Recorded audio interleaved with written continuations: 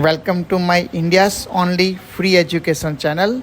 Kindly subscribe, like and share to the needed one.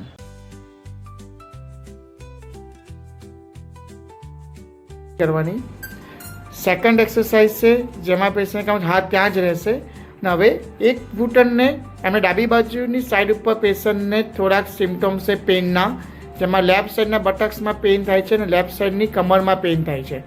તો ફ્યુચરમાં તમારે લેફ્ટ સાઈડનું આવું કોઈ પણ કે રાઈટ સાઈડનું હોય, કોઈક એક પગની પાછળ કમરમાં દુખતું હોય કે થાપામાં દુખતું હોય કે પેઇન નીચે પગ સુધી જતું હોય, તો એ ટાઈપના કેસીસમાં આ સેકન્ડ એક્સરસાઇઝ ખાસ કરવી.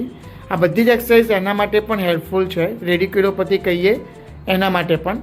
સેકન્ડ એક્સરસાઇઝમાં પેશન્ટને પેટની પાછળ હાથને દબાવવાનું છે પહેલું, અને પછી એક ઘૂંટણને છાતી તરફ ખેંચવાનો છે. હાથથી પગને લેવાનો નથી, જાતે જ ઘૂંટણને છાતી તરફ નજીક લઈ જવાનું, જેટલું બને એટલું નજીક લેવાનું. બીજો પગ જમીન પર અડેલો છે.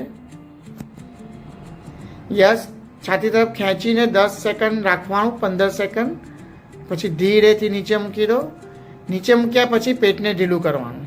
હા, વેરી ગુડ. સૌથી પહેલાં આપણે કસરત કરતાં પહેલાં શું કર્યું? પહેલાં પેટથી નીચે હાથને દબાયું. યસ, આ દબાયું ફર્સ્ટ સ્ટેપમાં. સેકન્ડ સ્ટેપમાં હવે તમારો પગને છાતી તરફ ખેંચવાનું છે. જેટલું બને એટલું ઘૂંટણને છાતી તરફ ખેંચવાનું થાય એટલું. બીજો પગ ત્યાં જ રહેશે જમીન પર. પેટને પણ દબાઈ રાખવાનું છે. યસ, 10થી 15 સેકન્ડ હોલ્ડ કર્યા પછી ધીમેથી પગને નીચે મૂકવાનું. યસ, અને ધીરેથી પેટને ઢીલું કરવાનું. હાથ ઉપર દબાણ લઈ લેવાનું. આવું સેમ હવે બીજી બાજુ કરવાનું. હાથ ત્યાં જ રહેશે, હાથ પાછળ જ રાખવાનો. આવું સેમ બીજા પગ માટે કરીને જોઈએ. પેટની નીચે દબાવો. યસ, અને હવે જમણા પગને છાતી તરફ ખેંચવાનું.